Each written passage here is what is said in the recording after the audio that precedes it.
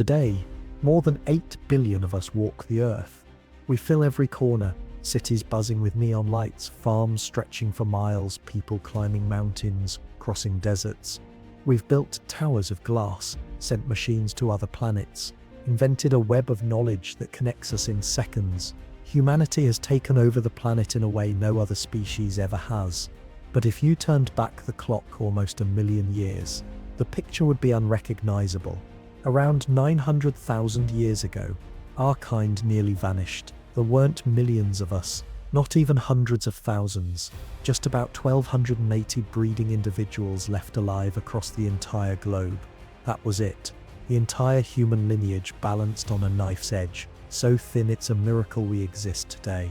Think of that feeling when you slam your brakes and miss another car by inches. Your heart pounds as you realize how close you came to disaster. Now magnify that. Our species went through its own version of that close call, except instead of a split second, it dragged on for over 117,000 years. The truly unbelievable part, nobody even realized this happened until scientists had long suspected that our genetic history carried scars of a population collapse. Human genetic diversity is oddly low compared to most other animals. For instance, chimpanzees, scattered in small groups across Africa, hold far more genetic variety than all humans alive combined. That isn't normal. That's the fingerprint of a population bottleneck.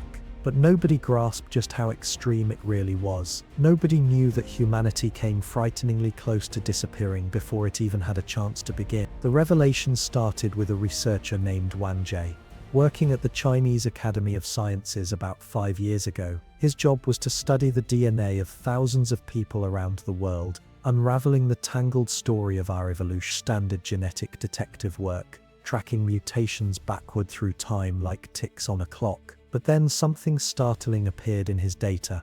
Roughly 900,000 years ago, the genetic signals plummeted. Imagine watching a film where suddenly 99% of the characters vanish from the screen. The math screamed that something catastrophic had happened, but the numbers seemed so extreme. He didn't trust them. He assumed it was a mistake in the model, a glitch in the data. Because if the numbers were right, it meant our ancestors had been whittled down to fewer individuals than a modern high school enrollment. He ran the models again and again, different methods, different tools, every time the same answer. Around 930,000 years ago, roughly 98.7% of our ancestors disappeared, and for more than 100,000 years, the survivors never climbed above critically low numbers. Think about that. This survival ordeal lasted longer than modern humans have even existed as a species. Now maybe you're thinking, so what? Plenty of species face hard times and rebound. Except biology doesn't usually allow comebacks at numbers this low. Once a population drops below around 1,000 individuals, biologists call it the extinction vortex. Genetic diversity collapse. Inbreeding spikes. One random drought, one epidemic, one predator attack, and the whole lineage blinks out. Most creatures that reach that threshold don't recover. They vanish. Somehow our ancestors did. For 117,000 years, through shifting ice ages, crushing droughts, and mass die-offs of other animals, a few small groups of early humans scattered somewhere on Earth managed to keep the spark alive. The timing makes it even more astonishing. That period, 900,000 years ago, falls right inside what geologists call the early Middle Pleistocene transition. Earth's climate was thrown into chaos. Before that,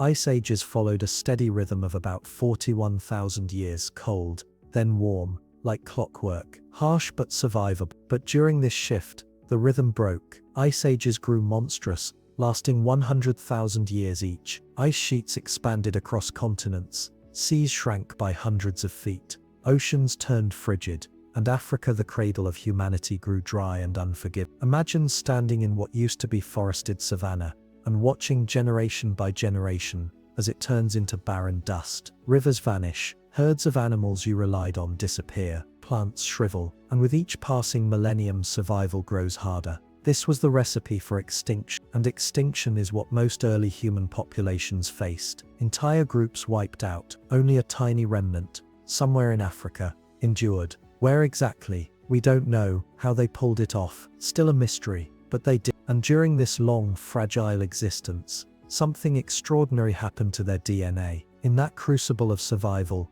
two of their ancestral chromosomes fused together. Instead of 48 like chimps and gorillas, humans now carried this fusion. Chromosome 2 is still inside every one of us today. You can even see the molecular scar where it happened, a signature stamped into the human genome. Genetic accidents like this are staggeringly rare, maybe once in millions of years. And yet, right in the middle of our near extinction, it took root and spread.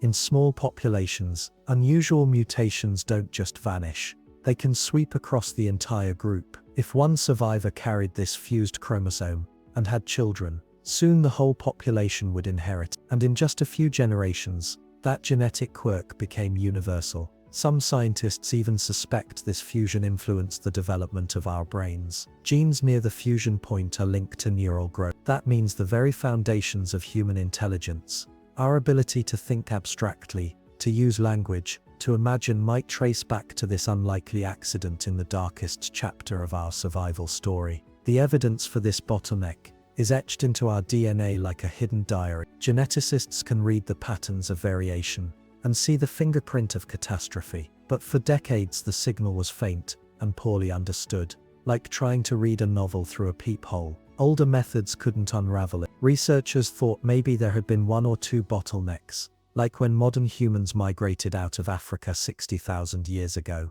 But the earlier, deeper collapse, that remained invisible. It took new mathematical tools, like the fit-Cole method, developed by Wang Jie and his colleagues, to finally decode it. These models let scientists sift through thousands of genomes at once, tracing changes nearly 1 million years back. When Wang Jie published the findings in Science in 2023, the scientific community was stunned, not just at the severity of the bottleneck, but at its staggering length. Most population crashes in nature are sharp and short. A volcanic eruption wipes out most individuals, but survivors quickly refill the empty niche. A disease strikes hard, but those who make it through rebuild in a few generations. Humanity's collapse lasted 11. That's not a bottleneck, it's a drawn-out, slow-motion near-death experience. Nick Aston, an archaeologist at the British Museum, who reviewed the research, summed it up: the survivors must have been confined to a very specific place, with unusual stability, for them to last that long. A pocket of refuge, a sanctuary, somewhere that provided water, food and relative safety, while the rest of the world spiraled into disaster. Where was it? What made it special? How could 1,280 people sustain themselves for over 100 millennia? Those are the mysteries scientists still wrestle with. Some argue they clung to areas with dependable water sources, lakes, rivers, wetlands, that kept flowing even as the climate dried out. Water meant prey animals, meant plants, meant life. Others suggest it wasn't just location but technology. Perhaps they learned to master fire in ways their neighbors hadn't. Fire is more than warmth. It cooks food, unlocking extra nutrition. It scares predators away. It stretches the day, allowing more work, more sharing, more cooperation. It makes otherwise hostile environments survivable. Archaeological finds suggest that around 800,000 years ago, fire use suddenly became widespread. The timing lines up neatly with the end of the bottleneck. Coincidence? Probably not. And here's the eerie twist. The fossil record for this period is nearly blank. Between 950,000 and 650,000 years ago, human fossils almost vanish. For decades, anthropologists called it the missing gap, and couldn't explain it. Now the answer is clear. There just weren't enough of us left to leave bones behind. With so few individuals scattered across a vast continent, the odds of any of them dying in the rare conditions that preserve fossils were slim to none. A handful of remains exist, mostly from Europe and Asia, hinting that other groups of humans may have persisted outside Africa. But the genetic evidence doesn't lie. The ancestors of modern humans, Neanderthals and Denisovans, all passed through that bottleneck together. We are all children of those 1,280 survivors. The cost of survival was immense. Geneticists estimate we lost about 65% of our total diversity during that stretch. To compare, when humans left Africa 60,000 years ago, the loss was only about 15%. That genetic pruning shaped us in lasting ways. It explains why humans today are prone to certain diseases, why our immune systems seem weaker compared to other primates, why inherited disorders appear more frequently, Our vulnerabilities are the scars of that ordeal, and yet those scars are also proof of triumph. Every weakness in our biology is a reminder that our ancestors endured what should have been the end. But survival wasn't the final act. What came after is even more remarkable. Around 813,000 years ago, something shifted. The population didn't just recover, it exploded. Within just a few thousand years, humans spread across Africa, innovating faster than ever. They crafted more advanced tools, hunted bigger game, built shelters, wielded fire with mastery. And from that surge emerged the ancestors of three of the most influential species our planet has ever seen: Neanderthals, Denisovans, and us modern humans. The timing is too perfect to be coincidence. The near-death experience didn't just test our ancestors, it transformed them. Natural selection in tiny populations is turbocharged. In large groups, mutations spread slowly, taking hundreds of generations. But with only 1,280 individuals, evolution was on fast forward. Useful traits swept through the population almost instantly. For more than 100,000 years, humanity lived inside an evolutionary furnace. The strongest, smartest, most adaptable were the ones who survived, shaping the very traits that would later let us conquer the world. Cooperation, problem-solving, tool use, communication, learning, and adaptability. This wasn't just survival, this was a forging. The bottleneck didn't only nearly erase humanity, it created the foundation of what humanity would become. Now let's imagine it. Step back 900. The end of the world is unfolding, not with fire or asteroids, but with relentless hunger and failing harvests. You belong to a small band, maybe 30 or 40 people. Scientists still debate the exact species name, Homo erectus, Homo heidelbergensis. But it doesn't matter. You're human enough that countless generations later, your descendants will become us. And right now you're staring at a collapsing world. The hunting grounds of your parents have withered into scrubland, and the scrubland itself is collapsing into desert. Rivers that once pulsed year-round now shrink into weak seasonal trickles before vanishing into cracked, lifeless beds of clay. Your people wander endlessly, chasing water that slips further away each season, chasing herds that shrink with every passing year, chasing a hope that fades like mist in the sun. This isn't a passing drought. Droughts eventually give way to rain. What you face is a permanent shift. Earth's orbit has slid into a pattern as unforgiving as a curse. Far to the north, glaciers swell into towering continents of ice, locking away so much seawater that global sea levels crash by hundreds of feet. The Mediterranean fractures into shallow, landlocked basins. Land bridges rise from the ocean, binding continents together that had once stood apart. But it isn't the ice itself that dooms your kind. It's what those ice walls do to Africa. As the polar sheets balloon outward, they act like colossal barriers in the sky, shoving atmospheric currents aside. Rains that once fell like clockwork vanish. The great African monsoons falter and twist. What had been thick woodland thins into brittle grassland. Grassland stiffens into desert, and desert becomes emptiness. Scientists call this catastrophic shift aridification. Africa didn't just dry, it collapsed into extremes so brutal that entire ecosystems imploded. Fossil records testify to the carnage. Antelopes that had thrived for millions of years vanish in a geological heartbeat. Elephant numbers plummet. When the giants collapse, predators starve, scavengers waste away, and humans who rely on both are forced into a brutal choice: bend or break. Most broke, but not all. Your lineage, just 1,180 breeding individuals scattered like sparks across the continent, stumbled onto lifelines. The others missed. Maybe a mountain ridge that caught the last shreds of rain. Maybe a deep aquifer feeding stubborn springs when every stream had died. Maybe a rift valley, whose geography twisted the weather in your favor. Whatever refuge it was, it held miraculously for 117,000 years. But survival in this sanctuary didn't mean progress. Erase any idea of evolution as a noble march forward. In these millennia, there was no advancement, only endurance. Your people clustered in tiny groups of 20 or 30, bound tightly by blood, with only 1,280 individuals across the entire species. Genetic options were pitiful. Partnerships weren't chosen for romance but necessity. Inbreeding was inevitable, its side effects harsh: birth defects, frail children, infertility. Yet against odds that would annihilate most species, your line persisted. Life was mercilessly simple. Wake, search for water, search for food, stay alive, repeat. Water ruled all. In lands where streams dried half the year, knowledge of hidden springs or seasonal flows was the difference between thriving and dying. Your ancestors became uncanny readers of the earth, able to sniff out water from signs invisible to the untrained eye. Perhaps they gouged crude wells with sticks and stones, reaching buried groundwater just deep enough to sustain a family through a killing season. Food was an even harsher test. The great beasts of old were gone. No more mammoth, no endless herds of giant antelope. You adapted by becoming universal eaters, dietary generalists in the words of anthropologists. Anything that could fuel a body went into the mouth. Insects always insects.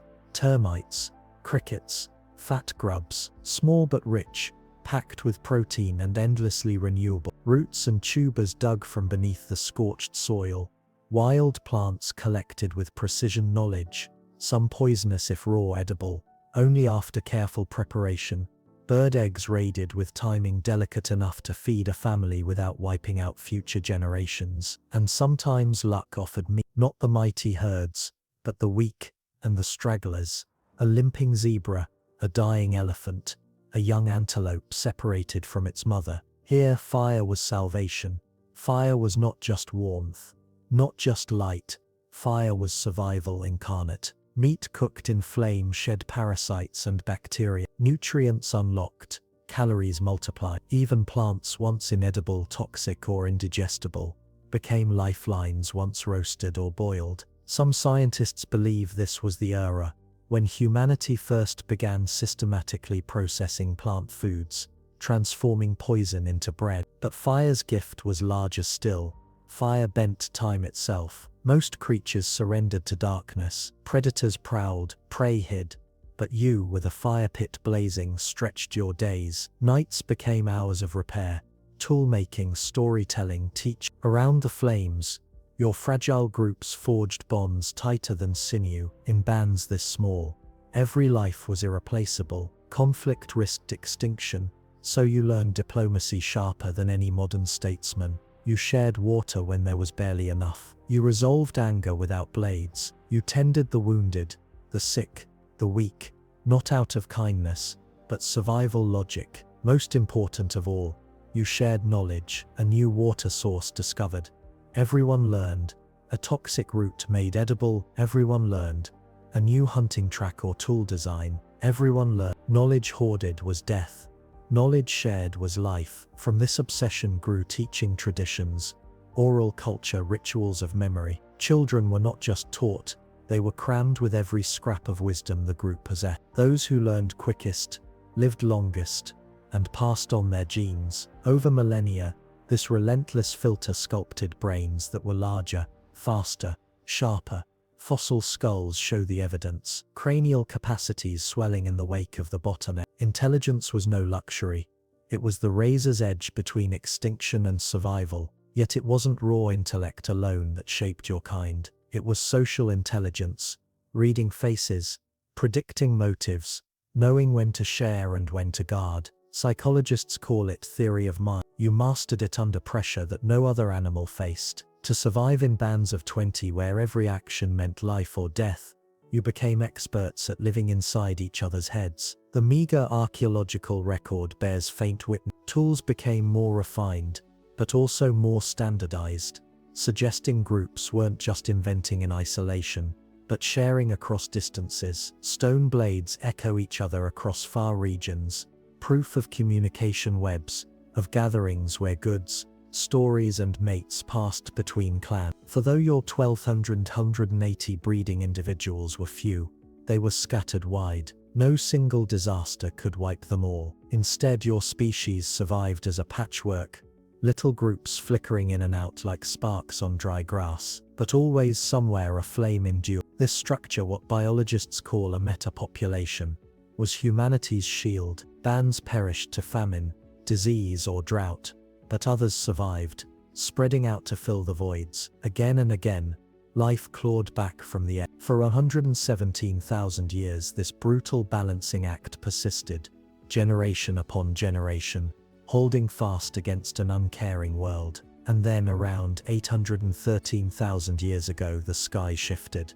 The rains began to creep back, grasslands stirred, herds returned in cautious numbers. The worst had passed, but your people were not the same as those who had first stumbled into survival. 100,000 years of merciless trial had reshaped them, made them sharper, more adaptable, more cooperative. They had forged fire into technology, turned teaching into culture, and honed intelligence into their defining weapon. When the world softened, they did not merely recover, they surged, populations exploded, descendants spread across Africa like wildfire and soon beyond, into Europe, into Asia. They carried with them the hard-earned genius of survival, the genetic endurance written into every living human today. For these weren't ordinary survivors, they were the crucible forged, the chosen few who endured where millions of others vanished. Every gene you carry, every thought in your skull, every bond you form with another, these are the echoes of the bottleneck, proof that even at the edge of oblivion, a handful of humans found a way to keep the flame alive until the world itself changed. But this was not the end. The true story was just unfolding, for as the survivors spread and multiplied, their paths began to diverge. What came next reshaped not just humanity, but the future of the planet. But that turning point still lay ahead, far in the distance. For now, humanity was not alone. They were only one branch among three distinct human lineages, each carving out its own place in a recovering world. The Earth itself was still staggering back from the brink, still reshaping after the most catastrophic climate collapse our species had ever endured.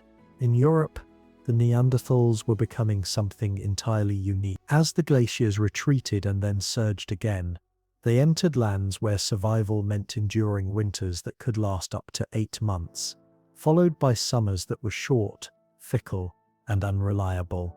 These brutal seasons sculpted the Neanderthal body into a fortress of endurance. Their bones thickened into dense pillars of strength, their frames carrying muscle mass that would make even the most elite modern athletes appear frail. Their skulls expanded forward, growing massive nasal cavities that acted like natural furnaces, warming and humidifying each icy breath before it reached their lungs. Most astonishingly, their brains grew even larger than those of modern humans, perhaps a direct evolutionary response to the relentless puzzles of Ice Age life, navigating scarcity, remembering migration paths of animals, predicting shifts in weather, or solving the deadly equations of survival. Yet their greatest transformation was not written only in their bones, but in their culture.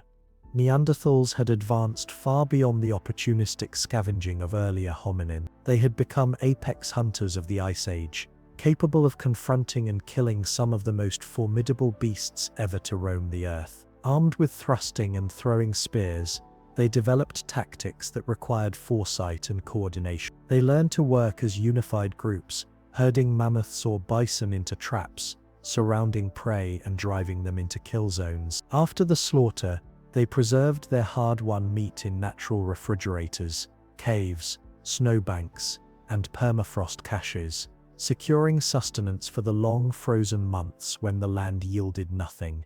Perhaps most astonishing was their treatment of the dead. The first unmistakable evidence of deliberate burials comes from Neanderthal sites, graves where bodies were carefully placed, sometimes accompanied by tools, ornaments, or animal bone. These were not random disposals of corpses, they were acts of intention, hints of ritual, signs that Neanderthals had crossed into symbolic thought. They perceived meaning in death, perhaps glimpses of an afterlife, perhaps a bond with ancestors, or perhaps simply respect for the departed. Whatever the reason, they were no longer just surviving, they were beginning to create culture. Far to the east, across the immense forests and mountains of Asia, another lineage thrived, the Denisova. Their fossil record is scarce, little more than a handful of teeth and bones, but genetics has illuminated their extraordinary success. DNA from Denisovans lingers across Asia today, stretching from the Philippines to the Tibetan Plateau. Their range was vast, their adaptability remarkable. Some groups carried genetic mutations that gave them an edge at high altitudes, allowing efficient use of oxygen in thin air. Modern Tibetans still inherit those very adaptations, a living echo of Denisovan resilience. Others seem to have mastered the sea. Archaeological evidence suggests Denisovans reached islands across Southeast Asia that would have been inaccessible without boat. This hints at a maritime revolution thousands of years before any other human species is known to have achieved it. Crafting watercraft, navigating currents, and colonizing distant islands, they were not just survivors of forests and mountains, but pioneers of ocean. What is remarkable is that despite their vast separation, all three groups, modern humans in Africa, Neanderthals in Europe, Denisovans in Asia, remained linked. Their genetics never drifted so far apart that they became alien to one another. When their territories overlapped, they could and did interbreed. Modern humans mingled with Neanderthals after leaving Africa around 60,000 years ago. Denisovans exchanged genes with both Neanderthals and modern humans across Asia. The genetic record shows not a single event, but multiple waves of interbreeding over hundreds of millennia. This reveals something profound about the legacy of the Great Bottleneck. Those 1,000 or so survivors who endured near extinction had stamped a unity onto all humanity. Even as the branches diverged and adapted to radically different environments, they were still fundamentally the same species, still bearing the fused chromosome that defined their lineage, still carrying the genetic toolkit hammered into shape during desperate ages of famine and fire. Yet each lineage was also innovating, developing its own unique survival strategies. In Africa, tool-making blossomed into a new era of sophistication. The crude choppers and hand axes that had dominated for millions of years gave way to elegant spear points, scrapers and specialized blades, crafted for precision tasks. More importantly, these tools became standardized. Across vast distances, the same designs emerged, evidence of knowledge spreading quickly from group to group. This was the mark of true culture, ideas evolving faster than genes, leaping across landscapes through communication and teaching. In Europe, Neanderthals achieved their own breakthroughs. They pioneered hafted tools, stone points attached to wooden shafts with animal sinew and resin. Such tools required planning, multiple materials, and an abstract grasp of leverage and force. Their prepared core stone techniques allowed them to shape raw material systematically, producing multiple uniform blades from a single block of stone. This was not random flaking, it was manufacturing, deliberate and planned. The Denisovans, though shadowy in the archaeological record, left genetic fingerprints suggesting astonishing achievements. They may have been the first to exploit plant-based medicines, passing down genetic variants that help modern populations process plant toxins. Some researchers even suggest they may have taken early steps toward cultivating and processing grains, laying the groundwork for humanity's later agricultural revolutions. But perhaps the most transformative change across all three human groups came not from tools but from society itself. Small family bands began forming alliances, weaving networks of exchange and kinship. Obsidian from distant mountains, shells from distant seas, and finely made tools moved across hundreds of miles, proof of trade and cooperation. Marriage networks formed structured patterns, not random unions, but regulate exchanges between groups, ensuring genetic diversity and social stability. These were the first faint glimmers of civilization, the social glue that allowed humanity to grow from scattered families into tribes, and from tribes into something larger still. And behind this social revolution was the rise of language. Though language leaves no fossils, all the evidence suggests its flowering during this age. The spread of standardized tools, the existence of long-distance trade, the symbolic burials, all point to communication more complex than gestures or simple call. Small scattered populations needed to coordinate across vast distances, to share knowledge of animals, plants, dangers, and opportunities. In such conditions, every improvement in communication meant survival. Over countless generations, Natural selection honed the human voice and ear, turning crude sounds into structured speech. By the time these three lineages met again, they could bargain, warn, persuade, and tell stories. Stories of ancestors who had endured the Great Dying nearly a million years before. But with language came sharper competition too. The world was filling once again. Resources that had seemed abundant after the bottleneck were now contested, and the fragile balance between cooperation and rivalry began to collapse. 60,000 years ago, a small band of modern humans left Africa, crossing the narrow straits into Arabia. They were explorers, perhaps no more than a few hundred strong, with no sense they were stepping into history. For 400 millennia, modern humans, Neanderthals, and Denisovans had evolved apart. Now their paths converged once more. The first meetings likely occurred in the Middle East, along the Mediterranean shores. Imagine being among those modern humans, seeing for the first time another kind of human, stockier, shorter, powerfully built, with jutting brows and immense noses, bodies like living fortresses. Neanderthals, were they friend, foe, or something in between? We cannot know their first thoughts, but we know the outcome: interbreeding. Modern humans and Neanderthals did not only clash, they shared hearths, exchanged partners, and raised children together. Today, every person of non-African descent carries 2% Neanderthal DNA, living proof of ancient bonds. Yet friendship had limits. For thousands of years, climates shifted, and with them the balance of power. Sometimes Neanderthals dominated the fertile valleys. Sometimes modern humans reclaimed them. Back and forth the frontier moved, neither side secure, until one day the balance tipped. Around 45,000 years ago, modern humans unveiled a technological arsenal: the Upper Paleolithic toolkit. Spear throwers that extended the hunter's reach, bone needles that stitched tight clothing for the cold, hooks and nets that turned rivers into larders, and stone blades that could be mass-produced with surgical precision. These innovations magnified human efficiency, letting smaller groups achieve what once required multitudes. Against this,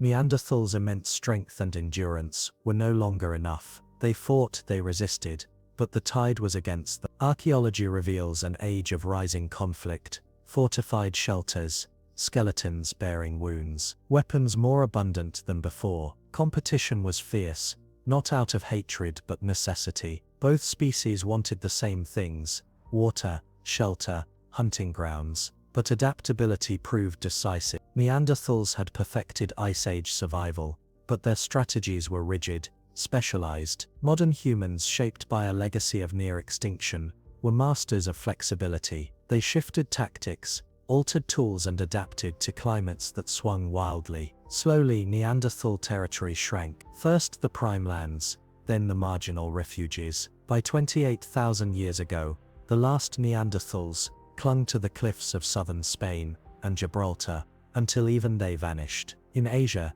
the pattern unfolded differently, but the ending was the same. Denisovans encountered modern humans. 50,000 years ago, genetic traces prove interbreeding, particularly among Asian and Pacific peoples, some carrying up to 6% Denisovan ancestry. But once again, modern humans expanded faster, supported larger groups, and steadily absorbed or displaced their cousins. One by one, the other human lineages faded, leaving only memories in bones and whispers in our DNA.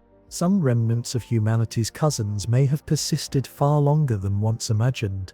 Genetic evidence hints that modern humans may have encountered Denisovans in parts of Southeast Asia as recently as 25,000 years ago. If true, it means our kind walked the same forests and coasts as them in surprisingly recent times. Yet, in the end, even they faded as a separate people. By 20,000 years ago, only one lineage remained: Homo sapiens, modern humans, the living descendants of the roughly 1,280 individuals who had scraped through the Great Bottleneck, had outlasted every other branch. The evolutionary offshoot that began 800,000 years earlier was finally resolved. But the question lingers: why did our lineage endure when Neanderthals and Denisovans did not? To answer, we must return to that crucible of survival, the bottleneck. Those 117,000 years of near annihilation had sharpened certain traits across all three species: problem-solving intelligence, cooperation, inventiveness, adaptability. Yet the African lineage, the one that would become us, faced an additional trial. Unlike Europe and Asia, where conditions eventually settled into somewhat predictable rhythms, Africa remained volatile. Even after the worst of the climate catastrophe passed, the continent endured relentless instability. Entire generations grew up under decade-long droughts, only for the land to swing back into years of flooding. Seasons shifted unpredictably, rivers dried and then roared back.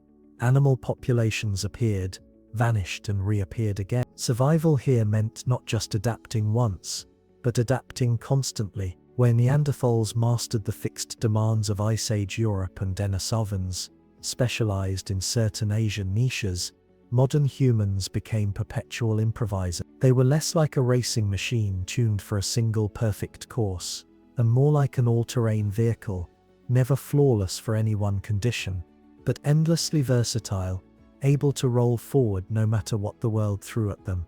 That flexibility appeared in many domains. In technology, modern humans were relentless experimenters. Their tools evolved every few thousand years, each wave more refined, diverse and specialized than the last. Neanderthals, by contrast, honed a single toolkit and used it with little variation for more than 200 millennia. In society, modern humans organized themselves into larger, more intricate webs. Their networks spanned beyond close family to alliances, trade partnerships, and wider community. This allowed them to summon many hands for hunts or conflicts, and to exchange materials across landscapes, stretching hundreds of miles. Demographically, they had another advantage. Modern human groups reproduced more quickly, and recovered from disasters with greater resilience. When disease, famine, or weather thinned their numbers, populations could rebound within just a few generations. Their diet was equally expansive. They became extreme generalists, eating shellfish, small game, tubers, fruits, nuts, large mammals, and even processed plants. Neanderthals, despite their success, leaned heavily on big game hunting, a strategy powerful but brittle when prey herds declined. Perhaps most decisive of all was communication. The bottleneck had already begun selecting for more elaborate language in all human species, but the African lineage had pushed it further. Larger social webs and unstable climates demanded constant coordination, planning, and teaching. Over millennia, this pressure sculpted the capacity for truly sophisticated speech. Modern humans could not only coordinate massive hunts, but transmit intricate knowledge accurately, preserve traditions across generations, and maintain bonds across distances of time and geography. When these lineages collided, competition was never just about food or shelter. It was about ideas, stories, and strategies. In that contest, modern humans carried a staggering advantage 400,000 years in the making. It was not a balanced struggle. By 15,000 years ago, Homo sapiens had carried their adaptability to every continent except Antarctica. They had cultivated plants, built enduring villages, and formed societies layered with complexity. From a fragile foundation of just over 1,000 survivors, humanity's numbers had swollen into millions, each speaking their own tongue, but all descended from the same genetic seed. They inherited every survival trait that had carried their ancestors through the bottleneck, and then went further, bending the environment itself to human will. No longer passive adapters, they became shapers. The long ascent to human dominance had begun. And at the heart of it, the reason traces back to that impossible chapter, when life teetered on the brink, yet 1,280 individuals refused to give in. Today we number 8 billion. In Tokyo, 14 million live side by side in a single metropolitan sprawl. In Lagos, more than 15 million. Cities like New York, London, Mumbai, São Paulo, all so immense, they glow from orbit, like constellations etched into Earth's surface. We have stitched the planet together with the internet, mapped our own genome, sent machines to Mars, and telescopes to the cosmic edge. We compose music that unites strangers, paint images that stir tears, and build ideas vast enough to span civilizations. We are, without rival, the most successful species life has ever produced. And yet, every one of us, from a newborn child in a village to an elder in a megacity, carries within our DNA the unmistakable imprint of those one. They are not a metaphor, but a biological reality. Your genes bear sequences that endured the harshest trial our lineage ever faced. Strands tested across 117,000 years of attrition and scarcity. Chromosomes fused and reshaped under crushing evolutionary pressure, only to yield greater strength. The way you think, solve problems, bond with strangers, nurture your offspring, all of it was sculpted in that age when survival balanced on the thinnest possible thread. You are living proof that sometimes, against all logic, life prevails. And this discovery is more than a captivating tale. It helps explain why we are who we are, why humans can cooperate in groups of hundreds or thousands, when our primate cousins stall at 50, why we devote years of life to teaching children, passing down skills instead of leaving them to trial and error. During the bottleneck, cooperation was not optional.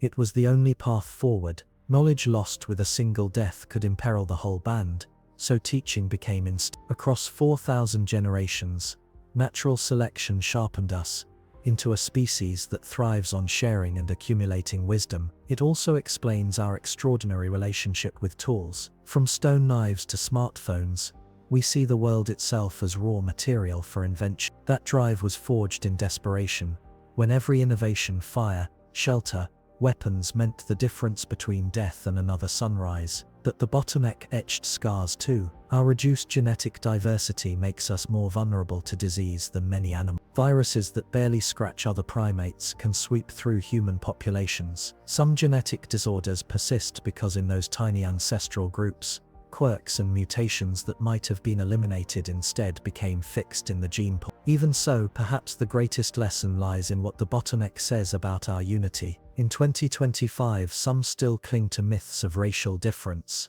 as if humanity were divided into separate kinds. But the truth is devastatingly clear. All of us descend from the same small population that survived 900,000 years ago. The variations we see in skin, hair, or features are nothing more than different expressions of the same ancient blueprint. The genetic gap between two human populations is smaller than what you'd find within a single chimpanzee troop. There is no them, there is only us. When humans streamed out of Africa 60,000 years ago, they carried that bottlenecked DNA to every corner of the earth. Australians who settled their continent 50,000 years ago, Europeans who weathered Ice Age winters, Polynesians who crossed the Pacific by stars, Native Americans who trekked into the New World, all are branches of the same family tree, forged in the same fire. That truth matters now more than ever. Climate change once again threatens our world, not with the same severity as the ancient catastrophe, but with enough force to unsettle the foundations of civilization. The bottleneck teaches both caution and hope. Caution because humanity has teetered on extinction before, and we are not invincible. Hope because we are descended from the ultimate survivors. Adaptable, inventive, cooperative traits still alive in us. We are not the same species that stumbled into that dark crucible. We are the species that emerged from it, tested, reshaped, made capable of weathering trials that would have crushed nearly any other mammal alive. Yet survival is never guaranteed. That truth is as sharp now as it was then. The scientists who uncovered this genetic story, Wang Zhu, Yan Pan, Haipeng Li, and their colleagues, gave us more than data. They gave us a mirror. In that mirror we see not just ancient history, but our own reflection. We are the line that does not surrender, the line that finds ways when no way seems possible, the line that has turned calamity into resilience. But we are also the line that once dwindled to fewer than 2,000, barely clinging on, a whisper from oblivion. The bottleneck is both a warning and a promise. A warning that our current dominance is not destiny, but a fragile prize won by perseverance. A promise that within ourselves lies the capacity to endure the unendurable. Every time you solve a puzzle, you echo their ingenuity. Every time you work with strangers, you replay their cooperation. Every time you teach a child, you extend their lifeline of knowledge. The 1280 live on, not figuratively but literally, in your chromosomes, in the neural patterns of your brain, in the instincts that bind you to others. 900,000 years ago, it looked as though the human story might end. The climate turned against us, most perished, and the survivors faced a world determined to erase them. Yet they endured, they adapted, they multiplied, they spread across the earth and became now 8 billion strong. We build towers of steel, weave digital webs around the globe, compose music and write poetry. We are the living testament to their refusal to quit. Proof that when everything collapses, sometimes a small band of stubborn, brilliant, cooperative survivors can keep the flame alive until the world turns again. The bottleneck closed long ago. Humanity's expansion carries on, and the story of those 1,180 is not some distant relic. It is our story, written in our bodies, etched in our minds, carried forward with every breath we take. But endurance was only the beginning. As the ice relented and rains returned, your ancestors stepped out of their fragile sanctuaries into a world transformed. Grasslands unfurled like new oceans across Africa, and the air once heavy with silence, now pulsed again with hooves, wings, and the distant echoes of predators reborn.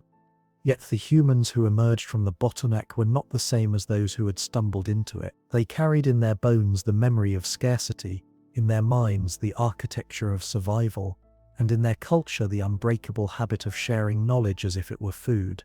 This sharpened edge of cooperation became their weapon. No single band could master all the challenges of this rejuvenated land, but when clans met at rivers, when strangers exchanged tools at salt flats, when mates were traded beneath the shade of acacias, something greater than survival took root. Connection. Across valleys and plains, networks began to shimmer into existence. Information traveled farther than any one person could walk, ideas migrating even faster than bodies. The fire sparked in one camp could illuminate another 100 miles away, not by flame but by memory. Stone tools grew sharper, more intricate, no longer just weapons or knives but symbols of shared identity. To shape a blade was to join a tradition. To carry a spear point from another valley was to bear witness that your people were not alone. Each object was a thread in a web stretching wider each season. In this way, culture itself became a kind of migration, moving beyond the limits of bloodlines, binding distant sparks of humanity into something resembling a constellation. And with this came curiosity. Where rivers bent beyond the horizon, scouts followed. Where mountains split the sky, footsteps climbed. Where coasts shimmered in morning light, eyes lingered on the endless blue, imagining what lay beyond. The same drive that once pulled your ancestors from dying valleys now tugged them toward unknown frontiers. Migration was no longer only survival, it was destiny. Yet destiny did not unfold in solitude, for beyond Africa's borders, others waited. The earth was already alive with cousins, Neanderthals in Europe, Denisovans in Asia, mysterious archaic peoples scattered in shadows. To step outward was to step into a world of rivals and kin alike, of competition and mingling, of conflict and union. The crucible of the bottleneck had prepared humanity for this meeting, for the forging of a future that would no longer belong to one branch alone, but to a tapestry woven from many. And so, from the edge of extinction, the stage was set for expansion, not merely across landscapes but into history itself. The first great push began quiet. Small groups drifted out of Africa's embrace, following herds across green corridors that opened when glaciers locked away the seas and carved bridges of land between continents. Step by step they crossed into lands no human foot had touched before. The Levant, with its shifting mosaic of grasslands and forests, became one of the earliest thresholds. Here your ancestors found not emptiness but presence. Neanderthals had walked these valleys for hundreds of thousands of years. Stocky, powerful, masters of cold climates, they were not strangers to hardship. Their tools gleamed with skill, their hunts left scars on the bones of mammoths and bison. Contact was inevitable. Sometimes it came in the form of violence, spears clashing, territories contested, blood staining the same soil, but other times it came as something subtler, a mingling of lives. Evidence buried in genomes tells the truth our bones only whisper.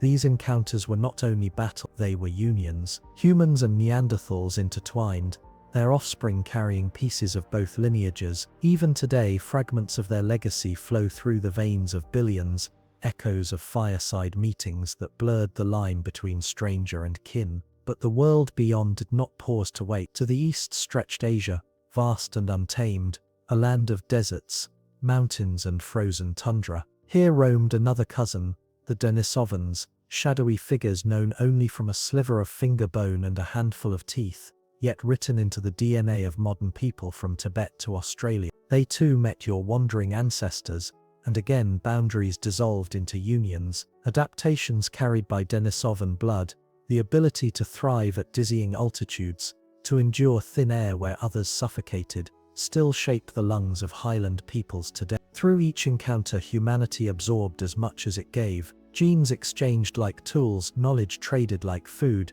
survival strengthened through mixture. The crucible of the bottleneck had not forged isolation, it had prepared your kind to thrive in connection, even with rival. Yet migration was no gentle journey, every new horizon demanded payment in blood. Cold bit into skin unprepared for northern winters, hunger stalked the edges of every camp, strange diseases lurked in foreign animals and soils, yet still the footsteps continued. By 50,000 years ago, humans pressed into Southeast Asia, skirting jungles thick with predators and coasts lashed by storms. By 45,000 years ago, rafts and daring pushed them farther still, into the scattered islands of Oceania, where waves hammered against flimsy vessels and the sea itself became both highway and grey. Each new frontier was both triumph and gamble, a reminder that migration was not an act of comfort but of necessity, driven by the same ancient hunger that once kept your ancestors alive at the edge of drought. To walk forward was to honor that instinct,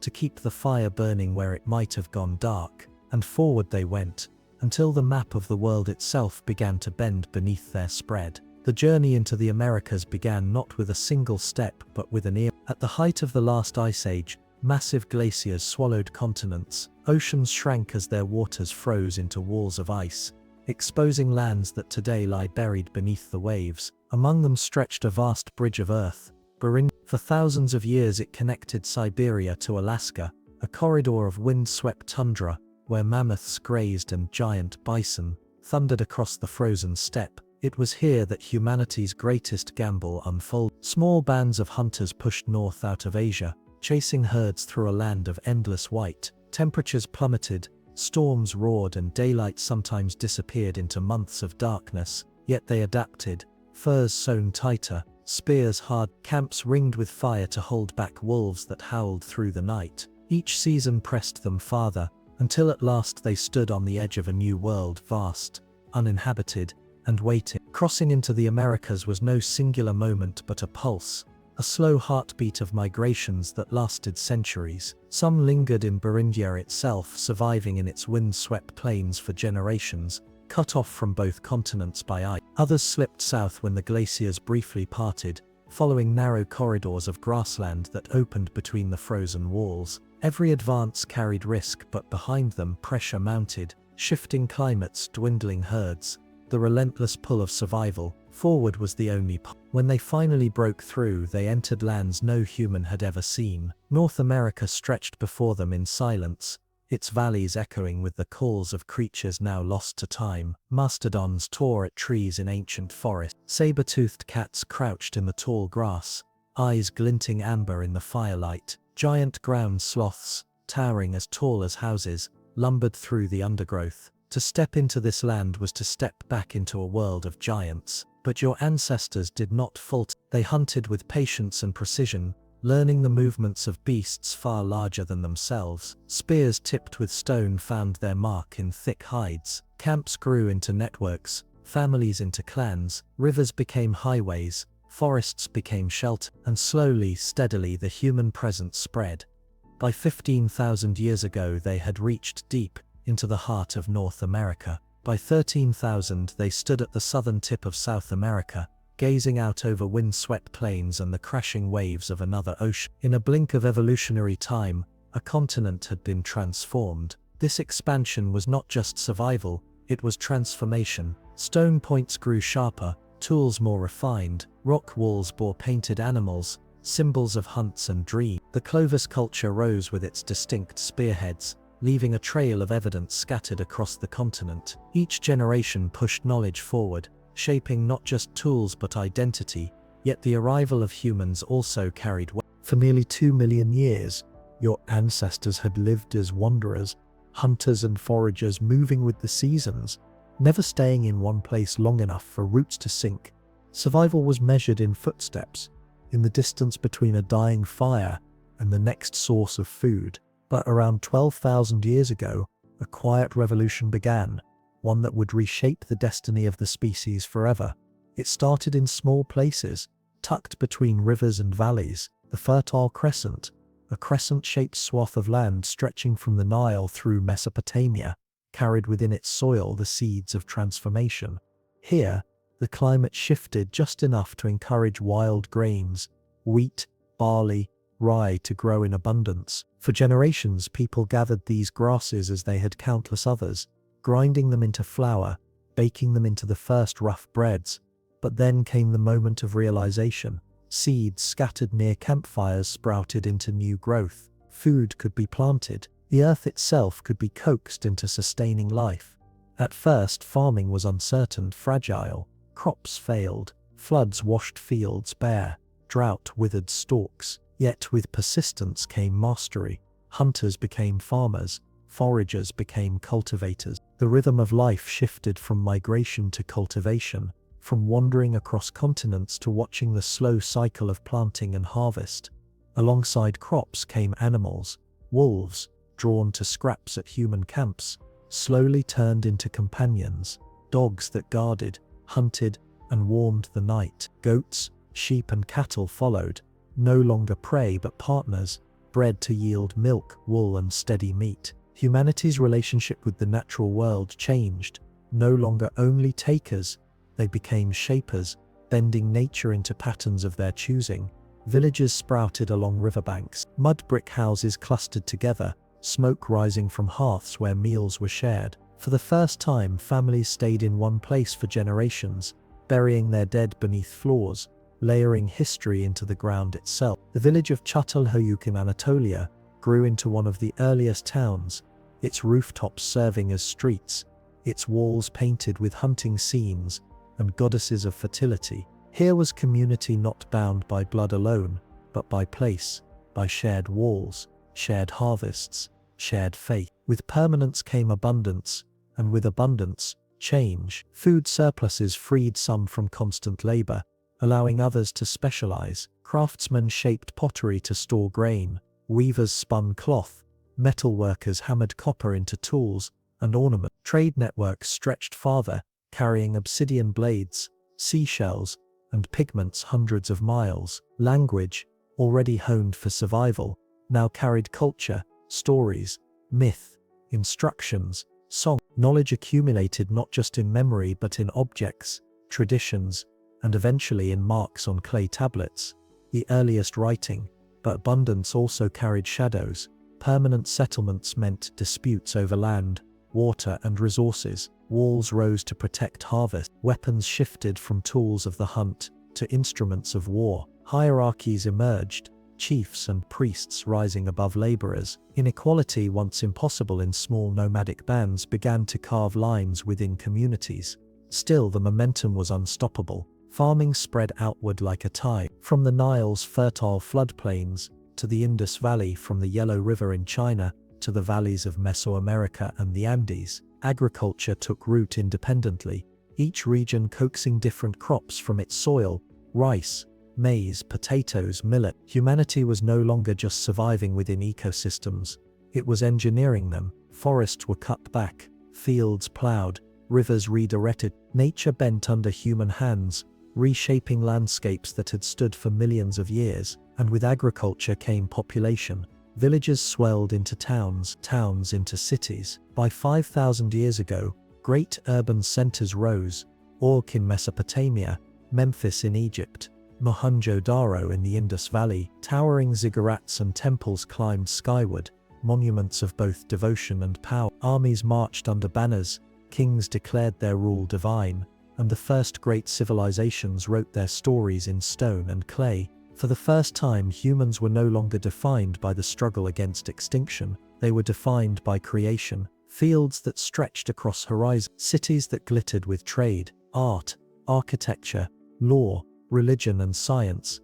Each blossomed from the seeds sown by ancestors who had once barely clung to survival in a bottleneck of 1,080 souls. The world had become a human canvas, painted not only with survival but with ambition. Yet this transformation was not an end, it was a beginning. Civilizations would rise and fall, empires would expand and collapse, and through it all, the same resilience, adaptability and hunger for innovation that carried humanity through its darkest hours would continue to drive the story forward. From a few scattered villages of farmers, the blueprint for the modern world had been set. The age of civilizations had dawned.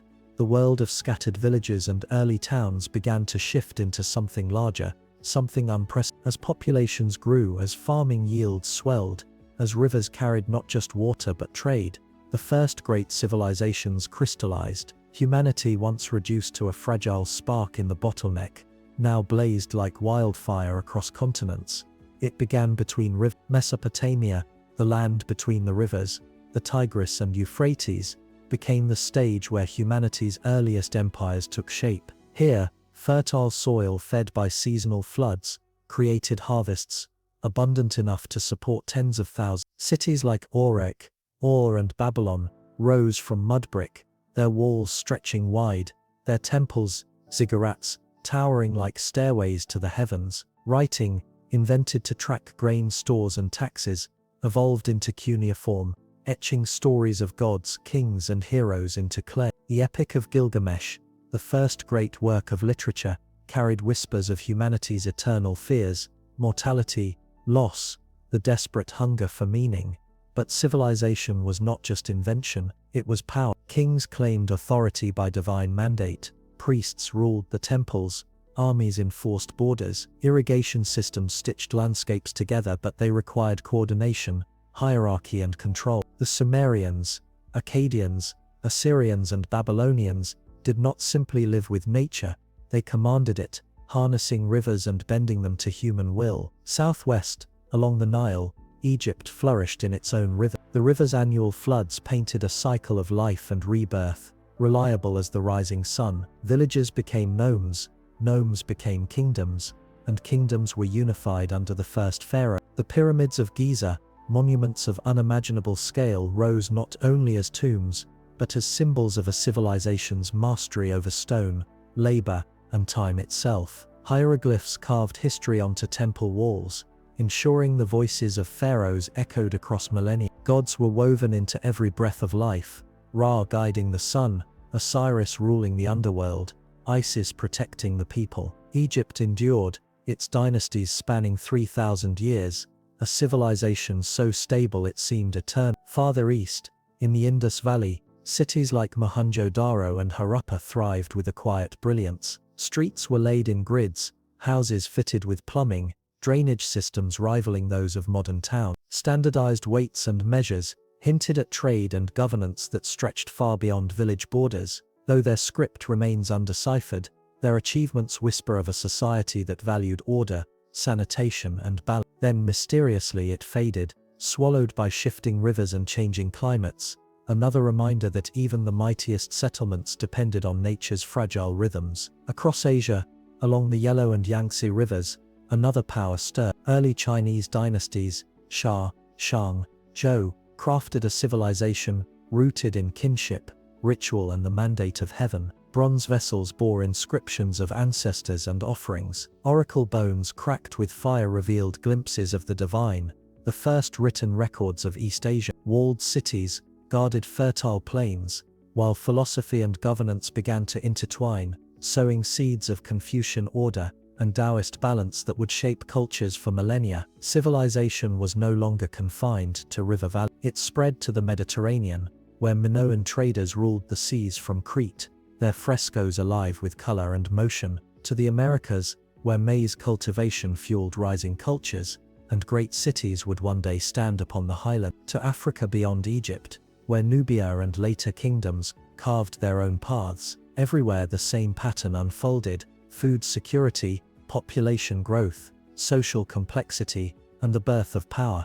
With cities came armies, and with armies came conquest. Empires rose through force as much as ingenuity. The Akkadian Empire under Sargon stretched its grasp across Mesopotamia, the first empire in recorded history. Later, Hammurabi of Babylon codified laws, carving justice and control into stone. In Egypt, pharaohs sent armies into Nubia and the Levant. Across the ancient world, the logic of power grew sharper: control resources, rule people, defend territory. Yet even as empires clashed, they connected. Trade routes stretched like veins across continents. Lapis lazuli from Afghanistan, cedar from Lebanon, tin from Anatolia, spices from the east. Goods and ideas traveled farther than armies. Writing, mathematics, astronomy and engineering spread, each civilization borrowing, reshaping and passing knowledge onward. For the first time in human history, memory extended beyond living generations. Clay tablets,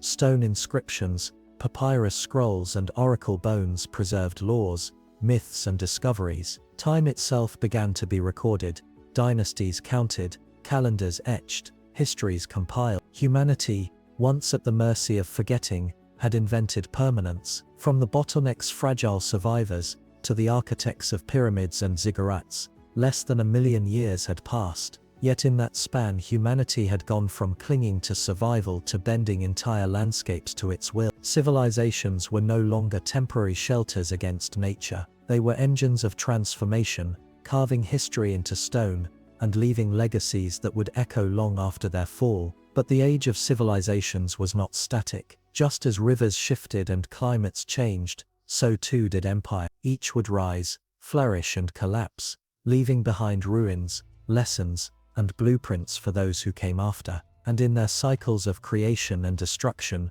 humanity's deeper story, its resilience, ambition and adaptability, continued to unfold. The age of empires had begun.